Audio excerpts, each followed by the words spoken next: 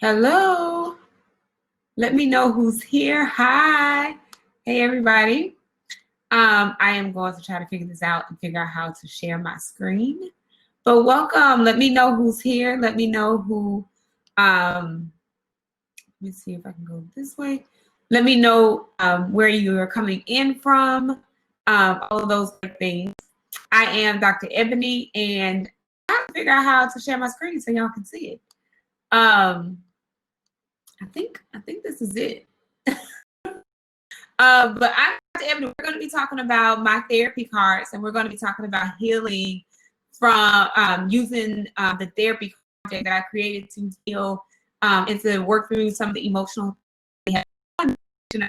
wellness. So I want to share my screen, so I'm going to figure out how to get us there. So I have to.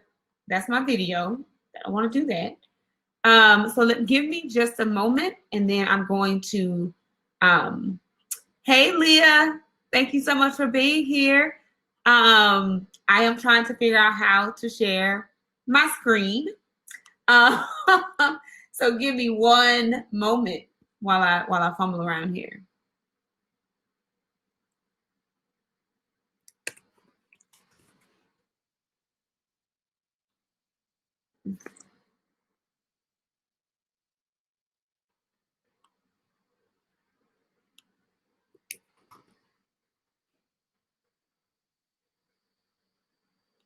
So I'm going to back out for a moment, y'all, because I have to figure out how to share my screen. So y'all, hey. I have to figure out how to share my screen because this isn't going to make sense if I don't know how to share my screen. So y'all give me one moment.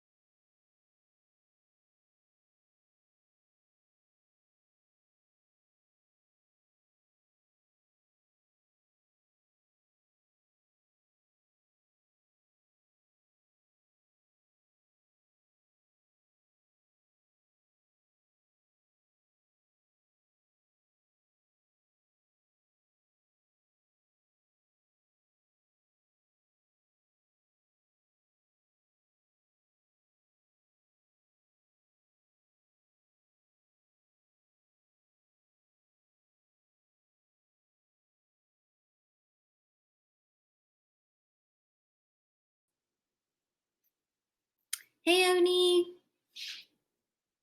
Hello. Hello. So I don't know. Yeah, all good. All good. I can show you really quick. Hi, everyone. Thank you so much for being patient with us as we do all the technical stuff. So if you go all the way down to your bottom of your screen. I don't have it all the way down to the bottom of my screen. You don't have any options to like mute yourself, show your video. I do have the camera and the microphone and the play, but nothing is coming up when I hit either of those. There's a little a little down arrow, but nothing else is coming up. I just see you, a gear, a camera, a YouTube play, microphone, and then a camera. Oh, that's so interesting. Yeah. Are you using Chrome? I am on Chrome. Okay, that's so weird because I do see your a screen share on my end, like that thingy. Yeah. So what I can do is, do you have your PowerPoint up? Can you share it with me, and then I can share it for you? If that's I have to email it to you. If that's okay. Yeah, that's totally fine. Okay. Yeah, and then I'll be off camera, but I'll do the sharing for you. Okay.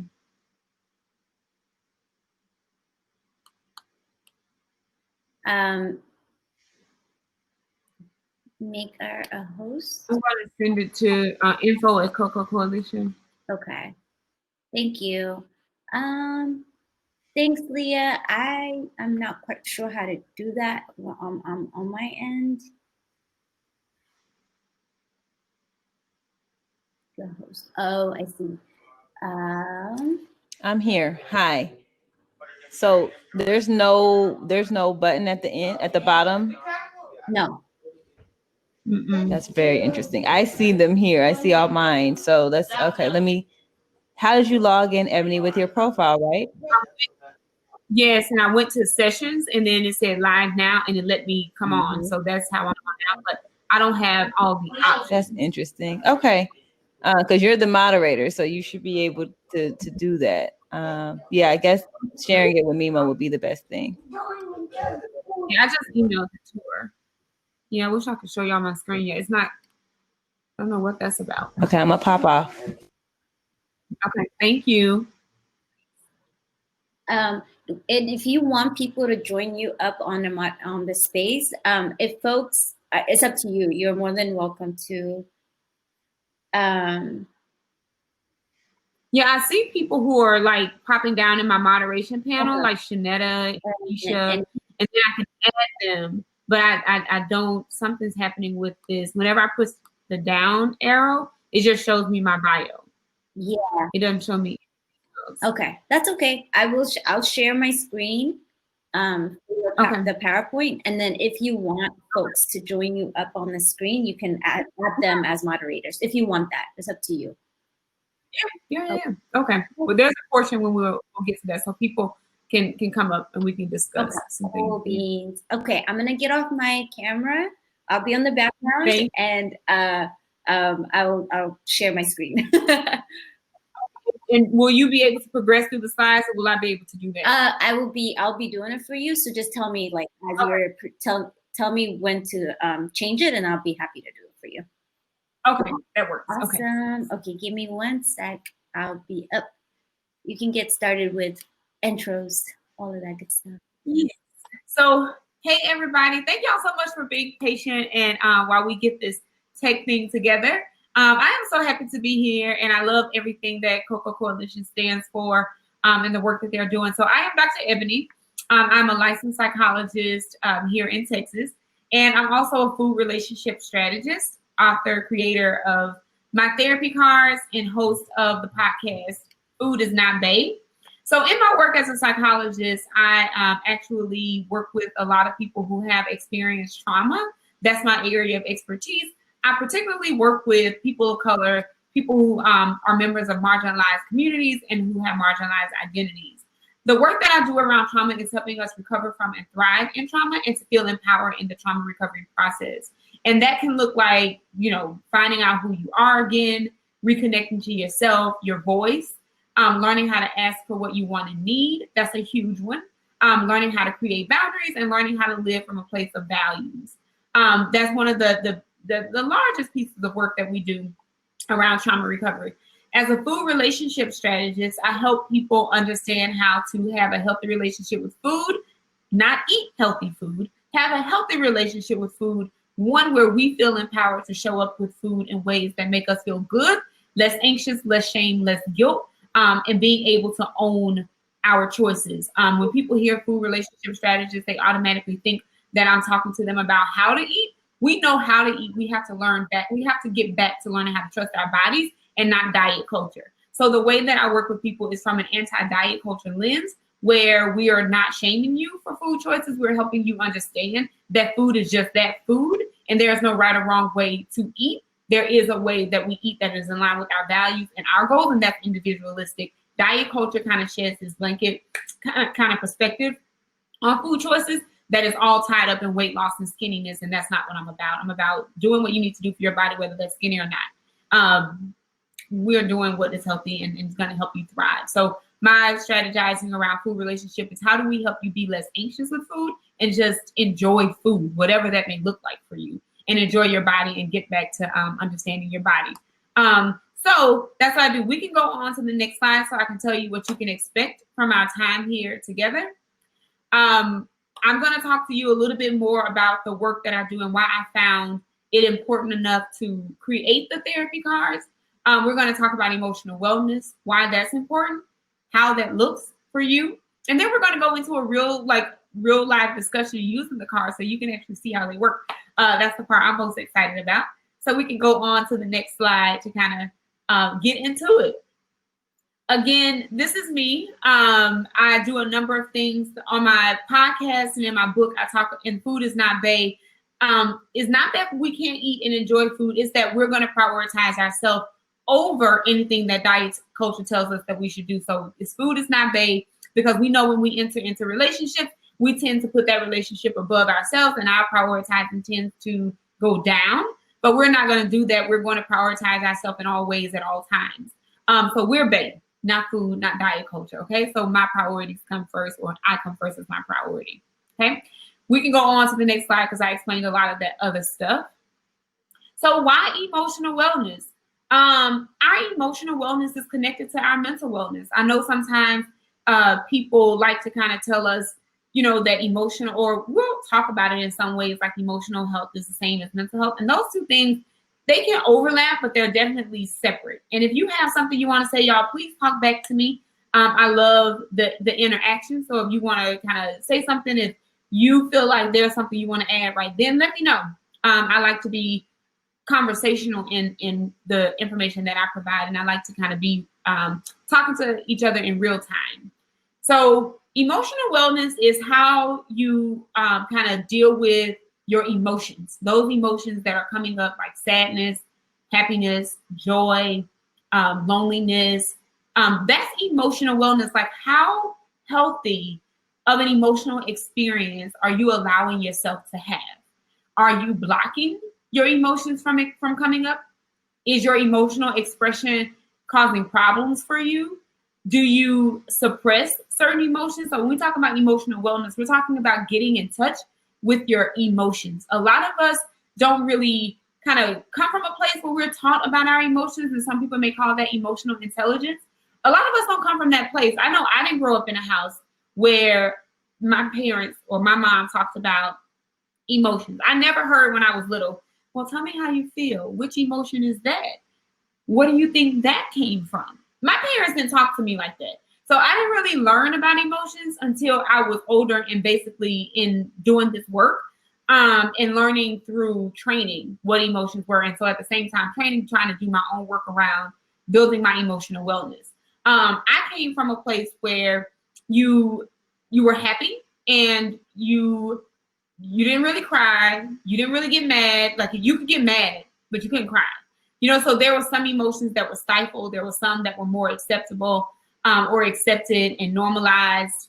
That is what we're talking about. We're talking about emotional wellness. What does that look like for you? And how does it show up for you? I like to think about wellness on a spectrum instead of either or, this dichotomy. It flows, right? So where are we? And we could be anywhere at any given time because it fluctuates. And what end is most effective for you?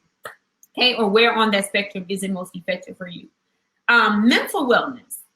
What is going on with your cognition, with your thinking, with your chemicals, with how that is showing up in your body? Any type of symptoms that may be present. Definitely emotional symptoms can be a part of your mental wellness journey or your mental health. But those two are not one and the same, even though they overlap a lot. So we're talking about mental wellness. We are needing to take care of that because that is our emotional wellness is going to impact our mental wellness. So the more well we can be, the more healthy we can be in our emotional understanding of ourselves, our emotional expression, the more mental well we can be, mentally well. Emotions, this is what some people may not know about our emotions. Emotions dictate our behaviors. They dictate the consequences that come from those behaviors. You ever heard somebody say, it's not about the emotions that you have, it's about how you respond to them. That is absolutely true. Emotional experiences are natural, they're normal, and it really is about the choice of how we're going to express that or what we need to do with that emotion at that time. And this comes from learning, and this comes from practice. And so this is a journey, and it's not a right or wrong way to do this. What may work for somebody else may not work for somebody else. But our emotions definitely dictate our behaviors. For instance, if I'm lonely, I might be motivated to behave in such a way that actually helps me to deal with that loneliness or avoid that loneliness. So emotions communicate and they motivate. That's the two things that emotions do. In every instance, your emotion is communicating something to you and is motivating you to do something. Okay, so I want y'all to write that down, take that with you. Emotions communicate and they motivate. They have a purpose. Let's go back. We'll come back to the loneliness example, but let's go back to kind of back evolution, primal survival stages, okay? If there's a threat, if there's a tiger and you're in the jungle trying to find food for your family, if there's a tiger, the fear is going to communicate something to you and it's going to motivate you to do something. That fear is going to communicate to you that there's a threat, and then it's going to motivate to you to take action. You're either going to flee, you're going to fight it, or you're going to freeze, okay? So they communicate and they motivate. Loneliness also communicates something to you. Maybe you are feeling like you've lost something, you need something. It's communicating that you are in kind of need of some connection because we're humans and we thrive on connection, okay? So when that happens, you could be motivated to take a particular type of action. That could be isolation. That could be calling somebody up, okay? So I tend to think we're family here. So let's kind of get a little bit deeper into the woods or into the weeds. Real life examples, because I feel like that's the way we kind of hear this and take this in. If I'm lonely and I have somebody who I used to talk to and I know that they are not as healthy for me as they should be, that loneliness communicates to me that I'm missing something. I'm desiring communication and connection. What I do with that loneliness is what is being motivated, what is going to be motivated. That's the behavior. So I can either call that person up, I can go see that person, I can engage in some type of activity with that person, mainly sex, that I definitely does not help me, okay? And then maybe I don't call that person. Maybe I don't go over to where they are. Maybe I don't engage in sex with them. Maybe I block them or whatever. Either way, that behavior, either way, whatever action you just took is a behavior that has been motivated, okay? So how you choose to deal with this, so just so we understand that this is what's happening. Emotional responses may not always fit our reality. So just because our emotions are valid, but just because I feel lonely or I feel that nobody is there, it doesn't mean that that's true. Okay, I want to say that again. Your emotional experiences are valid. If you feel afraid, that's valid. It makes sense. If you feel lonely, it's valid. It makes sense. That is basically what validation is. It makes sense. I can understand why you would feel that way. I can see why you would feel that way. However, just because it's valid, it doesn't mean that it fits your reality. Okay? Just because you feel betrayed or you feel lonely, we have to take into account like what are the context of it. Because sometimes our emotions will communicate something to us that is totally out of alignment with our reality. We'll take fear, for example. If I am afraid to go outside of my door because I think a tiger is out there, that makes sense. Anybody would feel afraid if they thought a tiger was outside their door. Sure, I can see why you feel that way. The reality is there probably really isn't a tiger outside my door. How would it have gotten there? What are all the other factors that could be impacting that fear? Is that trauma?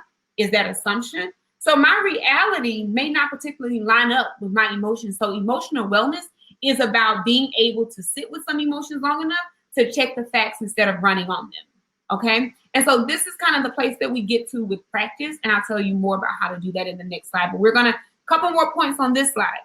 Emotion regulation promotes grounding and returning to baseline. If I ran solely on that fear that a tiger was outside my door, I probably am going to be motivated to stay inside, not go anywhere. I'm going to be a prisoner to my home. I'm going to do everything from my home.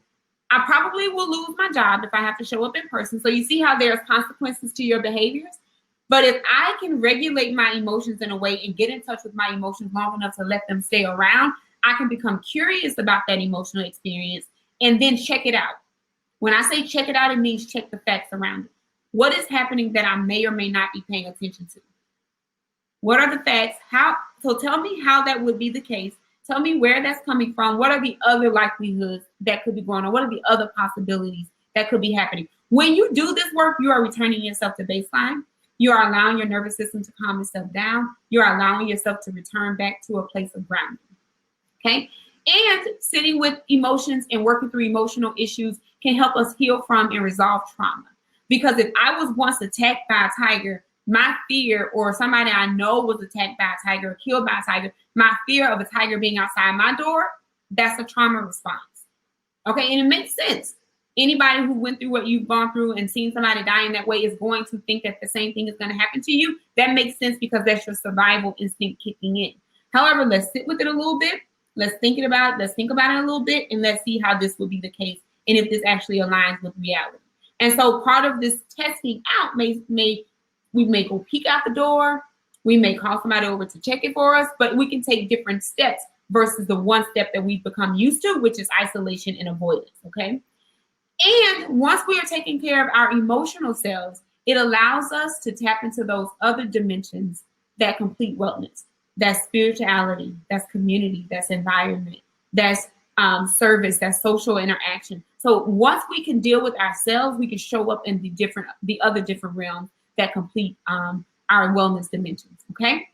Let me know if there are any questions. Thank y'all so much for being here again. So we'll go to the next slide.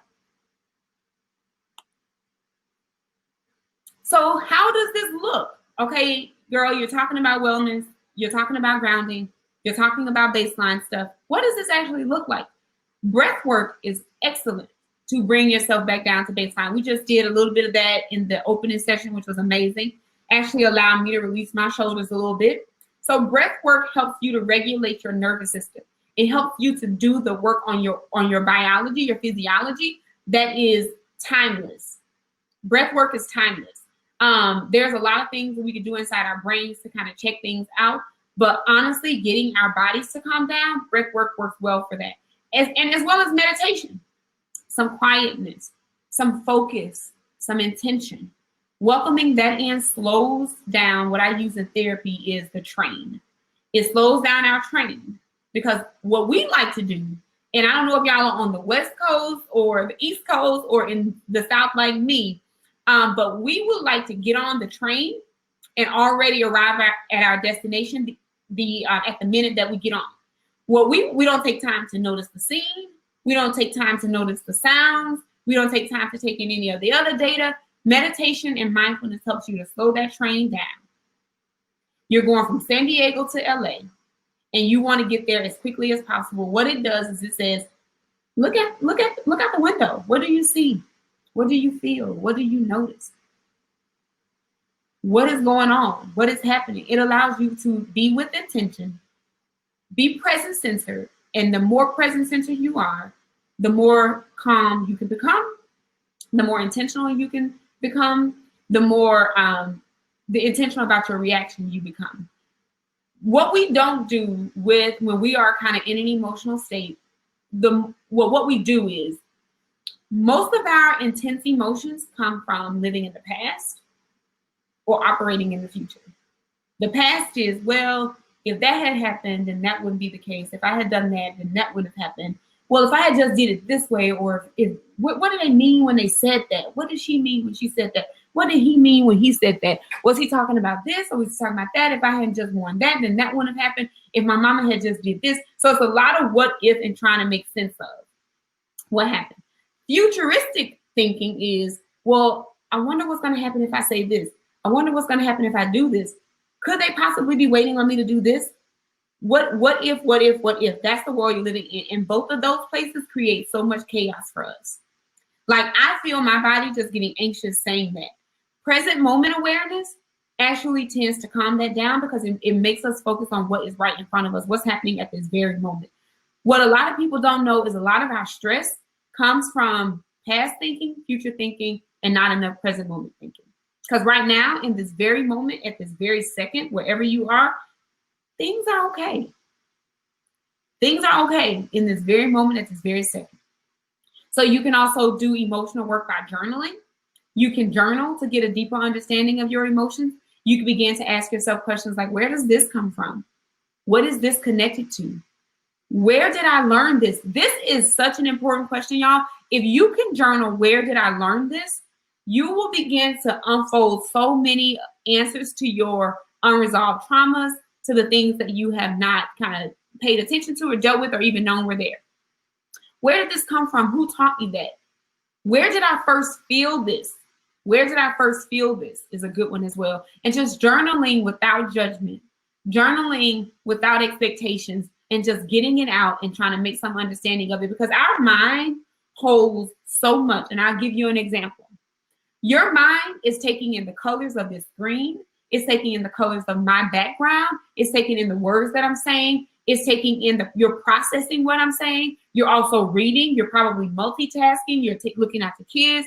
Your brain is doing so much at one time that journaling allows you to take what's jumbled up here and mixed up with everything else. It allows you to put it on paper and sort it out. That's why journaling is so helpful and therapeutic, because while your mind is doing all the things that it's going to do, it allows you to kind of just like, okay, so I know that's living up there and it's all kind of convoluted with all the other things. What else? Let me get out what I want to say. Okay. And you can do therapy like Reiki or aromatherapy or coaching, rituals like smudging, physical activity. And you can also get connected to your community and engage in service. Okay. These are all great things that you can do to actually work on your emotional wellness. The more connected we feel to our communities, that's a dimension that is actually filled up. The more we kind of move in ways that feel good to us, we become connected to ourselves. And the rituals that we engage in, that's prioritizing ourselves, that's helpful. So we can go to the next slide to actually start talking about what some of these things look like, how we can heal with emotional wellness through the therapy cards. So as a psychologist, I noticed in private practice that there's a need, of course, for Black women, women of color, to get the services that they need, especially in therapy. What I started to find out was, you know what, there's so many things that are getting in the way and creating so many barriers for us to be able to access the care in ways that we need to. Like, I can talk about all of these things, right? I'm talking to you about, all the ways that you can get in touch with yourself. But really, if you really want to do the emotional work, trying to get in with somebody can be hectic. Okay. Therapy is really expensive in many cases. So there's a cost barrier. There's an access barrier. So once you have your coins together, maybe you can't find anybody because everybody's booked up, right? So here we are saying, girl, go to therapy, get your coach, go to Reiki, go to aromatherapy, but you can't find anybody, you can't pay for it, or you're embarrassed, or there's a lot of shame around going to therapy, and you come from a family or culture that says that this is not okay. So I started to think to myself, like, Ebony, how can you serve the people in a way that allows you to do work in person, but also do work when you don't have to be there? How can you still serve the people from a capacity of serving them without having to be there for everybody? Because you can't do that. One of the things that people don't realize about therapists is that we can only practice within the state that we're licensed. So a lot of my people in communities that I'm in, they're on the East Coast. I can't practice in therapy with them. I can only practice in the state of Texas, and y'all can imagine how limited that is. People in California can't work with me. People in Oregon can't work with me. So I was like, how can people work with Dr. Ebony? Get the care that they need at a price that is affordable, in a way that destigmatizes mental health, that prioritizes us, that provides representation for us, and also breaks through the stigma of access or break through the barrier of access. I came up with my therapy cards. I said, you know what? There are a set number of questions that I ask my clients. There's a theme that runs through all of my work with clients, especially as a person who is selective about the population that I work with. There's a theme that runs through this, especially through trauma. I said, what if I put the questions that I ask my clients in a card deck? People who are in New York or in California, who are in Chicago, they can actually feel like they're talking to me and working with me without working with me. And it's a hell of a lot cheaper than actually being in a session with me. I was like, how about I do that? And that's how the cards were born, honestly, y'all. So I put together, we'll go to the next slide. I put together the framework that I use with all of my clients. And we're going to tackle, what is your mindset stuff? What is the thing that is blocking you in your mindset? What are those habits that you're engaging in that gets in your way? And what are those triggers that keep coming up that you are not responding to in a way that is actually leaving you more effective? One of the things with triggers is that I always hear my clients say, I am on it. Like, I am so good during the week, but on the weekend, it seems like everything goes away. Like, it's like I lose my mind on the weekends. Like, how do I maintain structure? How do I respond when life happens? If it wasn't that, it was like I was doing so good, and then that happened, and it just threw me off. That's what we call a trigger, y'all. So how do we deal with triggers? How do we equip ourselves with enough coping skills to actually deal with these triggers? So triggers is something that we tackle, especially if you're somebody who's dealt with trauma, and we all have dealt with trauma as people of color, women, just people on this earth. We've all dealt with some kind of trauma. So how do I deal with that when I'm triggered? What are the things that I do as a human? Because habits are not bad. Habits actually help us to be more efficient in life, helps us to get through life really well without having to think about it. So we need habits. But there are some habits that we do that are continuously getting in our way, and we don't want to change them for whatever reason. So what are those things that we're doing? That's the behavioral component. And then what is my mindset like? What are those blocks that are coming up, like my judgments, like my what ifs, like my, well, I shoulda, coulda, woulda. Like, what are those blocks that are coming up that is causing me to actually not heal in the ways that I want to? So the card deck is separated into 3 categories: the mindset, habits, and trigger categories. And there are 12 cards per category tackling each of these areas. And we're going to show examples of each of those areas. Okay. So out of this framework and out of the need that I saw around cost, access, and stigma, I use my framework to come up with the products, a resource, a tool that will actually help people do some deeper level work. Okay. So let's move to the next slide so we can actually practice some of this stuff. So let's get into it. We can go to the next slide as well. I would love for you to put in the chat your answer to some of these questions, okay? If you want to come on stage, let me know and I'll bring you up and we can have a discussion about it. But I really want you to get a feel for how this is. If you want to take note of the card and you want to do some of this work yourself, please do so. But here's an example of the mindset card. And here's how you would work through your emotional things, okay? Or get to emotional wellness with these cards. So remember, emotions are connected to our behaviors, which then have consequences. Based on what we feel, we will do something that then has consequences for us. So another step in that process is there's also things that we think that lead to our emotional experiences that then lead to our behaviors and then they have consequences for us. If anybody's familiar, y'all know that that's the simple kind of cognitive behavioral model. We're going to take it a step further and actually dig into what those are. Which self-limiting thoughts do you have that keep getting in your way? Y'all just throw out to me. What are some self-limiting thoughts that you find yourself with? I'll give you some while you think about it. And I see Shanetta down here and Keisha down here. If y'all want to come up, I'll invite you up. But what are some self-limiting beliefs that you tend to have? Some of those may be people don't want to hear what I have to say. I don't know what I'm talking about. So let's just take those two. People don't want to hear what I have to say. I don't know what I'm talking about. Shanetta said, I am not good enough. So how do you think that's going to lead you to behave? So this is how, well, first, let's back up. I am not good enough. What emotions come up when you tell yourself, I am not good enough? Or nobody wants to hear what I have to say? Or I am not worthy? What emotions come up for you? Y'all throw out some emotions. Fear, yes. Fear. What else happens, Tiana? Doubt, yes, right? Akili, I hope I'm saying that right. when we feel fear, when we have doubt and feel doubt, how do you think that's going to dictate your behavior? What type of behavior typically comes? It's too late for me to pursue that dream, or it's too late to change the course. Yes, Rachel, yes. When those emotions come up, what type of behaviors do you think follow that emotional experience? You're going to minimize yourself, Tiana, right? You're going to minimize, you're going to shrink, you're going to not do, you're going to not take action.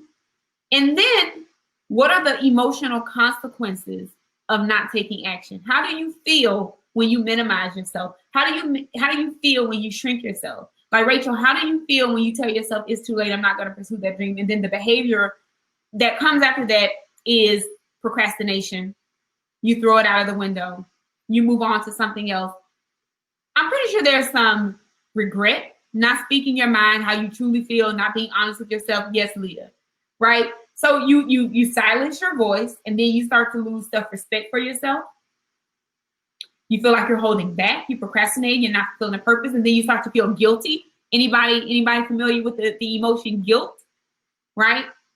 All of these emotional experiences that we have many times are rooted in a thought that we have. They're rooted in a mindset block that we have. So I want you to actually choose a self-limiting thought and do something this week that goes against that thought. So each of my cards have a prompt at the top, and then we don't just leave you there to kind of brainstorm. We want you to do something, because the doing is what helps us to put one foot in front of the other. So which self-limiting thoughts, if I feel like it's too late to pursue that, it's too late to course correct, I am where I am, and that's just going to be the end of it. Do something this week that actually goes against that thought to show yourself and allow yourself to have the experience of feeling and doing something different. What happens with us, because we're creatures of habit, we continue to tell ourselves the same thing, we do the same thing, that we end up strengthening that connection between thought, emotion, behavior. We want to disrupt that connection. And when we start to do something different, we're disrupting that pattern and that cycle. Okay, let's go on to the next card so y'all can see what another mindset card looks like. What thoughts get in the way of you placing yourself as a top priority? What do y'all think that's about? What thoughts come when you say, oh, you know, me last? What thoughts do you think get in the way? I have a couple. I already know from where I am, where I come from, what they are. What thoughts get in the way of you placing yourself as a top priority? There may be some thoughts like, oh, I need to be a servant. I need to serve first. Or everybody is more important than me. Even if you don't say this out loud, this is somewhere playing in the background. If you are feeling some of this, journal or discuss with someone you trust. Family first. Oh, Susan, that's a big one. Family first. Journal or discuss with someone you trust where you learn these thoughts. So, Susan, you don't have to say it, but where did you learn that thought of family first, or kind of get your first inkling of that kind of expectation that you always put family first, or you always are a servant? Always put yourself last. You come last. Even if it wasn't said to you, you come last. Things that come to my mind systemically. We've always been taught to put ourselves last. Patriarchy. White supremacy. Put yourself last. Advance the system. Capitalism. Put yourself last. Don't take a break. Don't take vacation. Show up to work. Feel guilty about not coming to work. Worry about losing your job because you decided to take a vacation and take a rest. Take care of everybody else's children. Make sure everybody else thrives. Y'all, these are messages that we receive that we don't know lives in us, that actually dictates our behavior and our emotional experiences, okay? So let's go a little bit step further. Let's go to some habit cards so y'all can see what that looks like. As a Black woman holding it all together, okay? So here are some habit cards. Always in the do. What are you doing to recharge and refuel? What are you doing to recharge and refuel? That's one card that I think is just, we all need to stop and reflect on that. We cannot give to others what we do not have for ourselves. So let's go to the next card. Because when I recharge and I refuel, y'all, remember, I'm giving myself that time to take a break, ground myself so I can get my emotions in check, and so that I can resolve the things that are coming up for me. I can't resolve my trauma if I'm always on the go. What is something that you keep doing even though you know it's not helpful? Remember, although habits help us to navigate life and give us structure, sometimes they get in our way. So if I'm continuing to overgive of myself, continuing to overdo for people, overcompensate, how is that taking away from me, and how can I course correct? Okay, let's go on to the trigger cards. Okay, and I want to spend a little bit of time here. These are the things that's going to help us equip ourselves with coping skills. When have you been proud about how you responded to your emotional triggers? Somebody put it out there. Y'all can tell me, when is a proud moment? Because it's enough of us, it's enough cards in here for us to look at all the things we're doing bad. We need to call into account, or not bad, but wrong. We can call into account the things that we're doing right, y'all. This is how you balance your emotional experience as well, because sometimes we forget that, oh, I am doing that right. I am doing that well. Okay. And you build your confidence and your trust in yourself. When we don't have confidence and trust in ourselves, y'all, we don't think and allow ourselves to believe that we can continue to make changes that are going to help us be more effective. So we have to take a minute to say, okay, I did that. When that person called me, I set boundaries. Okay, I'm proud of myself. It allows you to see yourself for where you've been, and allows yourself to see yourself now and give you hope for where you can go. So that's really important. And I don't want us to ever lose that perspective of, let's give ourselves credit for the things that we are doing. Yes, express direct communication. Yes. And how did that make you feel, Tiana? What emotions are there when you express direct communication, when you say what you want and feel? Y'all, what you want and need? That builds trust. That builds confidence. It's a release. You feel lighter. You're not carrying that around. You don't feel that guilt, that shame, that your self-respect rises. Okay. So journal, what was different for you during that time where you did not express yourself versus now? That way you're allowing yourself to see your transformation.